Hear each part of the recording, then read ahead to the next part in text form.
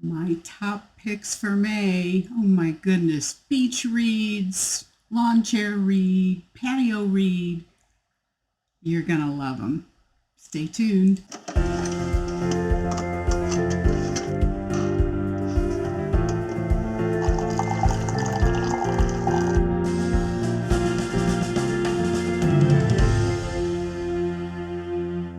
Keep reading. Hi, Terri Gillespie here, and welcome to my top picks for the month of May 2025. And once again, some incredible books coming out of these houses. It's just very exciting, very proud of our inspirational writers, too. So let's not waste any more time. Okay, so the first book is my lead book, and it is Ryan Steck. And I've been watching Ryan for a couple of years. And this is book 4 of his Matthew Red series. Now, this is very much a manly man book. And the series is very much a manly man books, but his stories are so good and they're exciting and they feel authentic and they feel like I feel like I'm smarter after reading his books. So Matthew is the reason why this is my lead book is I'll be interviewing Matthew for my June A2A, and his book will be coming out when June 17th, and it is published by Tyndale. And I can't wait to interview Ryan. He just sounds like such a fascinating guy. So the giveaway for June is incredible. There'll actually be 3 winners. Yeah, I think 3 winners. And one of the winners is going to win. I'm not even going to tell you. You'll have to watch. So, if you're not familiar with Ryan, here's a little bit about him. Ryan Steck is an editor, an author, and the founder and editor-in-chief of The Real Book Spy. And you'll find out more about that during the interview. Ryan has been named an online influencer by Amazon, and therealbookspy.com has been endorsed by #1 New York Times bestselling authors Mark Greaney, C.J. Box, Kyle Mills, Daniel Silva, Brad Thor, and many others. Ryan is a resident of Michigan along with his wife and their 6 kids. Now, I happen to know that there have been a series of hurricanes that have gone through Michigan. And if you're in the Midwest, you've probably been following along. So thank goodness Ryan and his family are okay, but keep that area in Wisconsin in prayer. So this has gone dark, and this is book 4 of the Matthew Red thriller series. And here's a little bit about the book.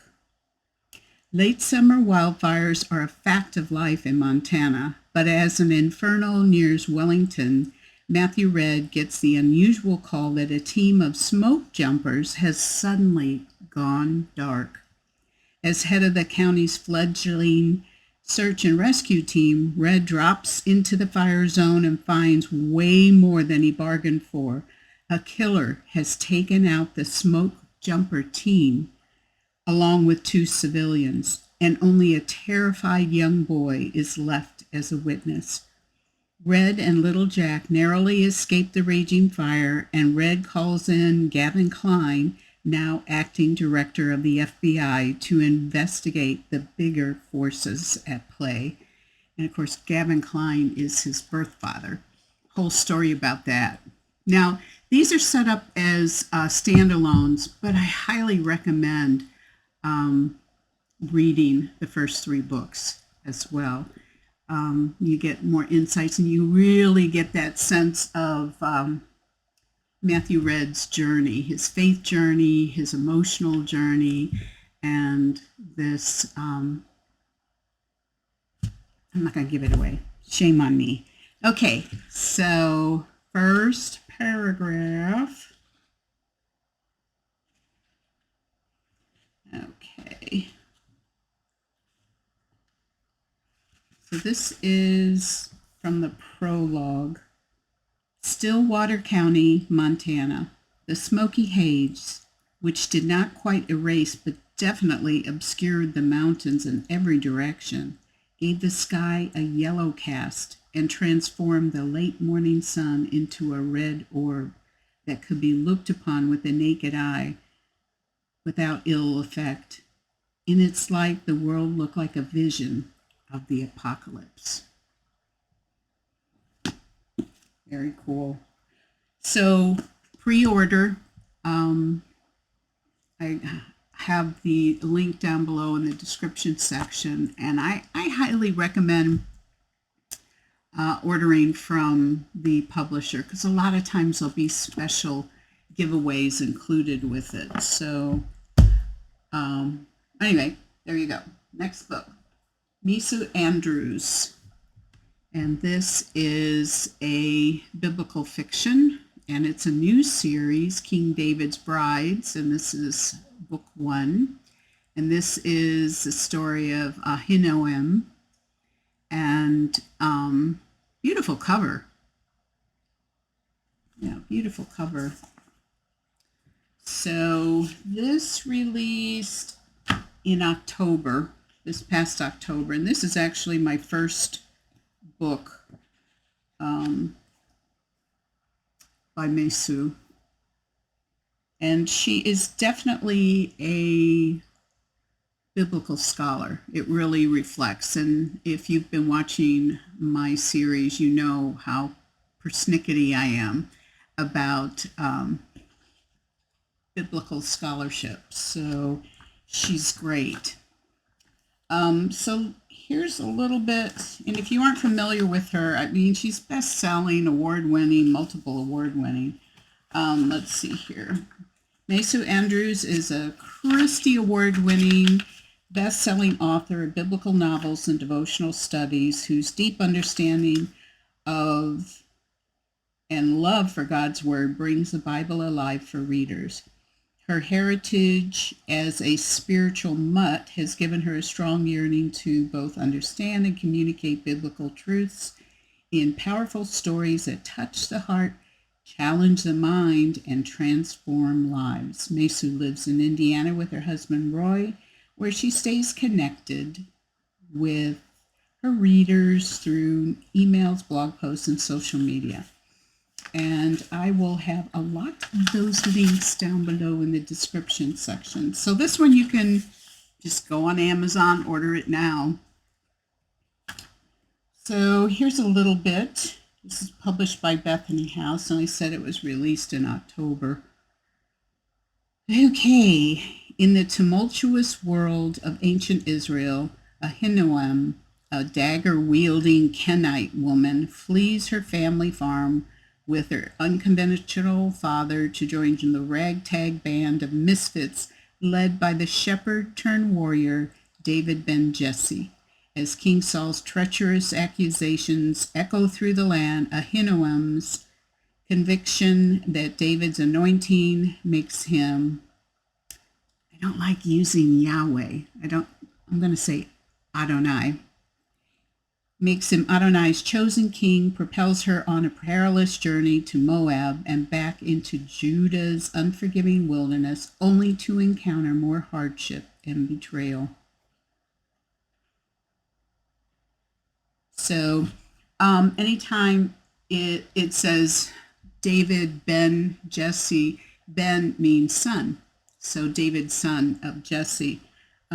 If it's a woman, it's bat, which is daughter. So there's not a whole lot on this wife of David. So it's interesting where she goes. And I love the fact that she's She's just kind of a neat character. All right. So I will do the prologue on this. Let's see. Elu, or around September 1018 BC, Saul's 34th year of reign, 7 years after David's anointing by Samuel, Gibeah of Benjamin. With Saul's ever-tightening grip on his spear, my hopes of remaining in his family plummeted. My focus now was just staying alive. He only brought his spear to a feast when his mind was tormented, and I brought my lyre as both weapon and shield. Tonight's strumming had been in vain, unable to silence the chaos behind his eyes, which were now fixed on me. Oh. Imagine you love King Saul. He was like a father to you at one point, and he hates him so much that, and he's tormented. I mean, clearly he has mental issues. And sometimes David's playing of the harp appeased that, but you never knew. So anyway, so that was David's life. And then he, of course, was on the run for years. Okay, next book. Suzanne Woods Fisher, Capture the Moment. Do you love this cover? Her covers are so great, but this cover is just, you can see it's got, feels like a lens right there. It's really cool. So this is published by Revell, and let's see, it released the first part of May 6th. And this is a brand new series for her. It's, let's see, the National Park Summers series. So this is the first book in this, and it's very different from her other series. So I didn't know what I was going to feel about that because I loved her other series. So, but it's so different and so good. So if you're not familiar with Suzanne Woods Fisher is the award-winning best-selling author of more than 40 books, including The Sweet Life, The Secret to Happiness, and Love on a Whim, as well as many beloved contemporary romance and Amish romance series. She is also the author of several nonfiction books about the Amish, including Amish Peace and Amish Proverbs. She lives in California. Now, I'll go ahead. I interviewed Suzanne, which was a hoot. She's a hoot. I love her. And I'll put that link in there as well. Okay, so here's a little bit about the book. And I said it was Revell. Yes? Okay. So you can order that now and get it in a couple days. Depending on where you live, you might get it the next day. Kate Cunningham is facing the opportunity of a lifetime. As a zoo photographer, she's spent years photographing animals in carefully controlled environments. But now National Geographic has dangled an irresistible prize. If Kate can snag a unique photo of a legendary bear in Grand Teton National Park, they just might publish it. It's the kind of challenge Kate has been waiting for, and she's eager to prove herself in the wild. So the bear that she writes about in here, that's actually kind of a character, is real. It's real. So anyway, okay. I love this book. All right. Oh, and she actually has a map. I always love it when they have maps. It helps center you. And she has a cast of characters, which makes me believe that we're going to be developing a community of people, which she is so good at. All right, chapter 1. Kate Cunningham's eyes widened with awe as the Grand Teton National Park unfolded before her, a sight so breathtaking that it forced her to pull over to the side of the road. No amount of research could have truly prepared her for the spectacle that lay ahead, a sweeping valley floor pushing right up into the steep granite peaks of the Tetons, still covered with snow. There's certain parks. We never made it to the Grand Teton when we lived out west, but Mount Rainier and Yellowstone and El Capitan Dome, just you get a sense of the majesty of God, and just you come to realize just how much he loves his world. And of course, he loves us even more. So, and he's called us to be stewards and custodians. And that means taking care of the environment. Sorry, folks, but it does. It means not above people, but it does mean pick up trash, recycle. Okay, I'm off my soapbox. Sorry, guys. Oh, okay. Gabrielle Meyer. This is, what is this? This is book, is this book 5? Yes, in her Timeless series. And if you are not familiar with this series, it's a trope that in genre that, I don't know, it seems like it defies classification. I interviewed Gabe, and I'll include the link down below in the description section. But she is an incredible writer and is constantly writing. And this book is, I don't know, it's, so far it's her best.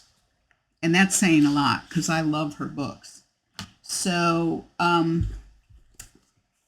you notice these are the same woman. One lives, in this case, 1888 in London, England, and the other one in the 30s in Washington, D.C.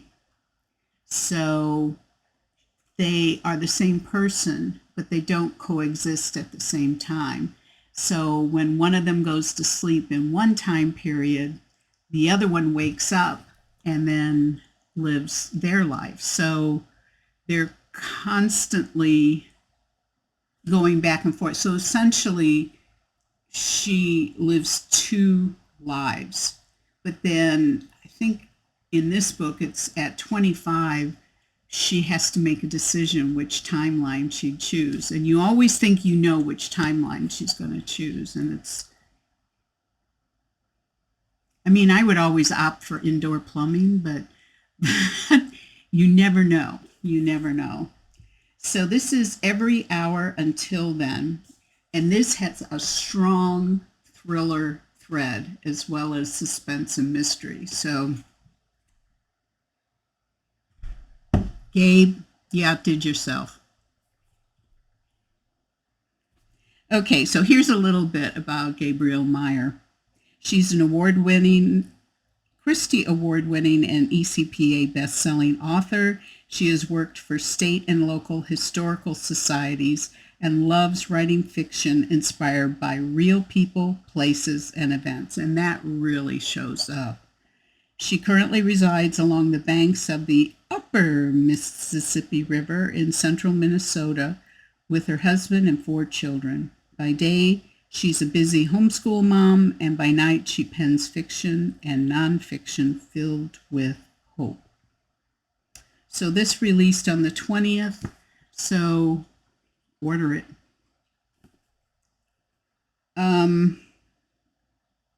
So this is considered, it's categorized as fiction, Christian, romance, and historical. So here's a little summary.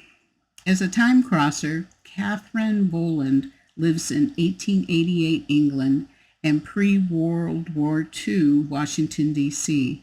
In the 1930s, when she curates a museum exhibit about Jack the Ripper, she discovers that her sister will become his last victim in 1888. Catherine must race against time to save her, knowing it will cost her everything, including the only man she ever loved. Yeah, that's one thing. She can't interfere with the timeline. So, I mean, what would you do? If you interfere to a certain degree, you have to stay in that timeline, or you lose that timeline. So, and then it's interesting because some of the travelers, the crossovers, actually inherited it from ancestors. So it's kind of cool. And that plays a real role in this book, too. Okay, Chapter 1. October 31st, 1887, London, England. A cold wind rattled the window frame in my bedroom at 11 Wilton Crescent as the edges of a tree branch scraped across the glass. I burrowed deeper into the thick cover of my bed, unable to take my eyes off the book in my hand. The Strange Case of Dr. Jekyll and Mr. Hyde had been published last year by Robert Louis Stevenson. But it was my first time reading it, and I was both enthralled and terrified. I had to remind myself that the story was just that, a story, and there was nothing to be afraid of. There was no madman terrorizing London. Or was there? All right. Okay, Jen Turano. And this is my first book by her. It is a new series, Merriweather Academy for Young Ladies. And this is book 1, A Lesson in Propriety. I don't know, it just sounded really interesting to me, and I wasn't disappointed. So if you're not familiar with Jen, oh, yes, this was published by Bethany House and was released on the 20th of this month, so order it. And this would be a fun and interesting and inspiring read, sitting in, drinking some iced tea on your patio or a beach or your deck or just a comfy chair. So here's a little bit about Jen. She was named one of the funniest voices in inspirational romance by Booklist. She is a USA Today best-selling author known for penning quirky historical romances set in the Gilded Age.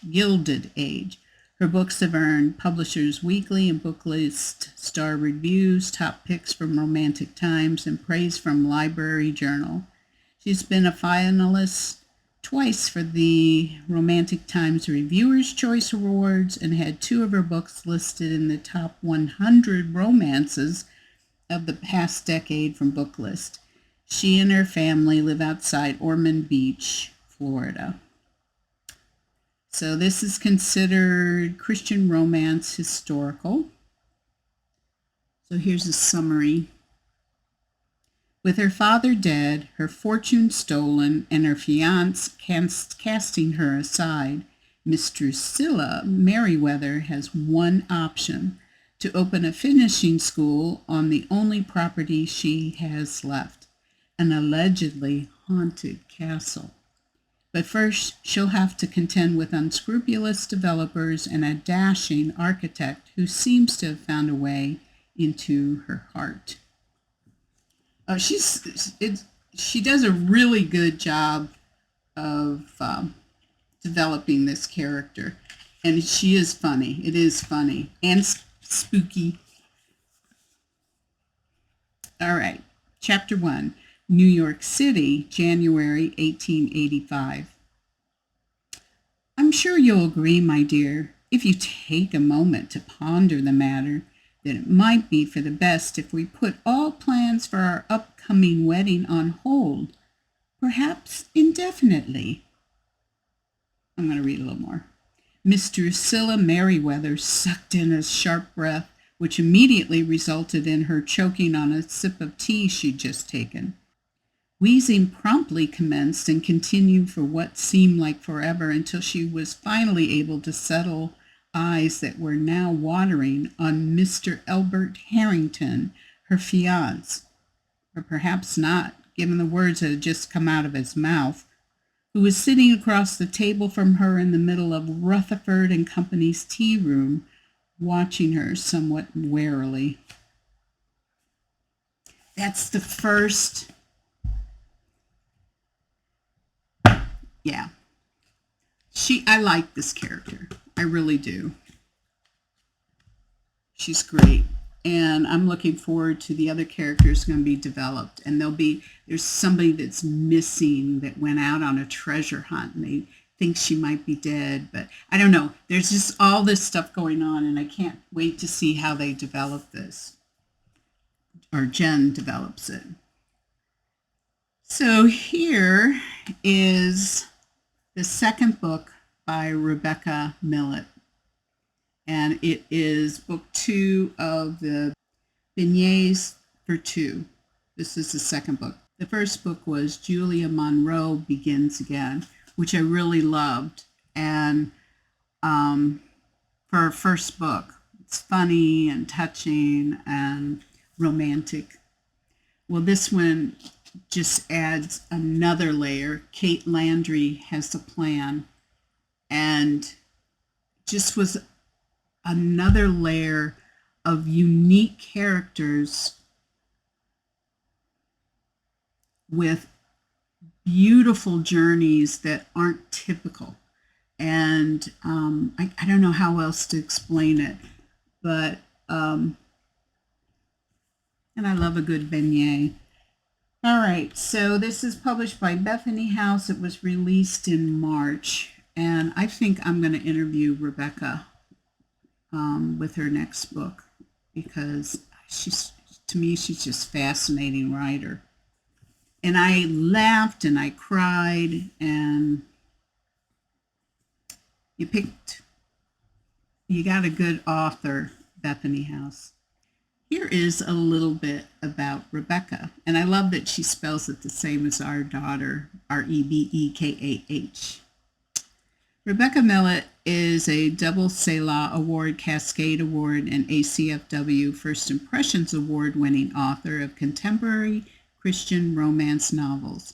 A New Orleans native, she grew up on beignets and coffee au lait and loves infusing her colorful culture into her stories. Her husband is an answer to prayer who puts up with her rearranging furniture and being a serial plant killer.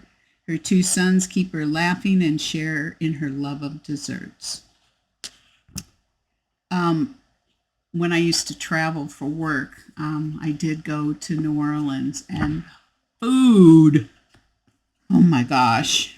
And of course, I was there before Hurricane Katrina, so just incredible city. The architecture is incredible. It's a little too wild for me downtown, especially in the evening, but like I said, the food's incredible and the people are nice. So here's a little bit about this book. Kate Landry Has a Plan. 40-year-old Kate Landry's carefully planned life has become as messy as the powdered sugar on her famous beignets. Juggling the responsibilities of running her cafe, raising her teenage niece, and the emotional baggage from her breakup, Kate finds her world once again turned upside down when her first ever crush, Michael Guidry, Guidry, how do you pronounce that? Returns to town as the hunky local librarian. Do you see what I mean? Just really unique characters. So having a romance with people in their 40s works for me. Okay. Chapter 1. The bride's bouquet arced through the air, targeting me like a deployed missile. I stepped back at the last second, letting it smack the ground at my feet. Gasps echoed all around it as if I'd committed the vilest of sins.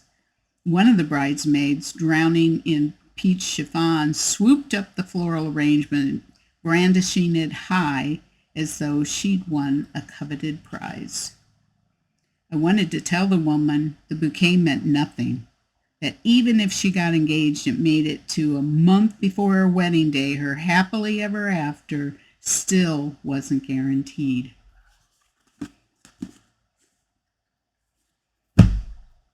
Great books. Happy. Yay. So that's it for this month. Next month I've already started reading the books and they're great. Also, I wanted to let you know that I'm going to be doing an episode, and it'll probably release after this one, the next day. And it's going to be a couple of books. I'm trying out this other series, and it's just a couple of books for the young readers in your household. So young being middle grade all the way up to college. So, and some of them are sophisticated enough that I really enjoy them as well. So stay tuned for that episode too. So thanks so much for watching. I'll see you next month, and God bless and keep reading.